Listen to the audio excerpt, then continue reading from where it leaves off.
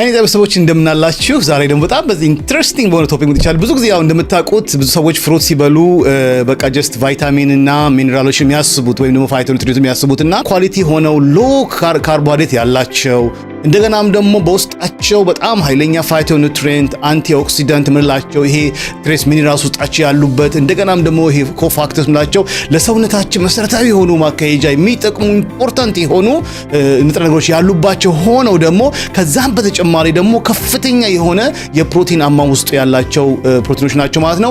ይሄንን ነገር ነው ዛሬ የምናገረው። መጀመሪያ መቼም ያው ማስተር የሆነ ፍሩት እንግዲህ አቮካዶ እንደምታውቁት እሱ አሁን አቮካዶ ማለት አንድ ግማሹ አቮካዶ እንግዲህ ወደ 1.8 ግራም ይመዝናል። በ100 ግራም ውስጥ ወደ 1.8 ኔት ካርብ ነው ውስጡ ያለው ማለት ነው።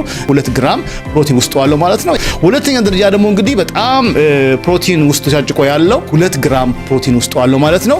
ይሄ እንግዲህ ውስጡ እንግዲህ ብላክቤሪ እንደምታውቁት በጣም ፓወርፉል የሆኑ አንቲኦክሲዳንት ውስጡ ያሉበት እንደገናም ደግሞ የተለያዩ ወደ 6-7 የሚሆኑ ቫይታሚኖች ውስጡ ያሉበት። ሶስተኛ ደረጃ ደግሞ እንግዲህ ራዝበሪ ነው። 100 ግራሙ ወይ ደግሞ 3/4 ካፕ ማለት ነው በውስጡ 5.4 ግራም ካርብ ነው ያለው ማለት ነው። ያው እንግዲህ ሁላችንም የምናውቀው ኢትዮጵያም እንደልብ የሚገኘው ስትሮበሪ ነው። በ2/3 ኩባያ ውስጥ ወደ 5.9 ኔት ካርብ አለ። በውስጡ ወደ ከ0.8 እስከ 1 ግራም ፕሮቲን አለው ማለት ነው። በአምስተኛ ደረጃ ደግሞ እኔ ሁሌ የምወደው ኮኮናት ሽሬድ የሚሆነው ቅርፊቱ ላይ ከውስጡ የሚላጠው አለ። እሱ ሮ ሽሬድድ ኮኮናት ይባላል። ወደ 6.2 ግራም ካርብ ነው፣ 3.3 ግራም ፕሮቲን የታጨቀ ነው። በስድስተኛ ደረጃ ደግሞ ስታር ፍሩት እንለዋለን። ወደ 3.9 ግራም ካርብ በአንድ ኩባያ ያለበት ማለት ነው። እንግዲህ ከዛ ውስጥ እንግዲህ 1 ግራም ፕሮቲን ነው ማለት ነው። ሰባተኛ ደረጃ እና መጨረሻ ነገራችሁ ደግሞ ኦሊቭ ነው። ኦሊቭ ማለት ዘይቱን ሳይሆን ራሱ ኦሊቭ ማለት ነው። ግማሽ ኩባያ ግራም ትሆናለች እንግዲህ ወደ 3.1 ግራም ካርብ ነው። ውስጡ ደግሞ ኳሊቲ የሆነ ኦሜጋ 3 ኦሜጋ 9 ከኦሜጋ 6 ጋር በጥሩ ፕሮፖርሽን የተቀመጠበት ስለሆነ ይሄ ራሱ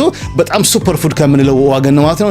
የዚህን አስገራሚ ጤና መረጃ ሙሉውን ሐሳብ ለማድመጥ ወደ ዋናው የዩቲዩብ ቻናላችን በመሄድ ሙሉውን ሐሳብ ማግኘት ይችላሉ። ታንክ ዩ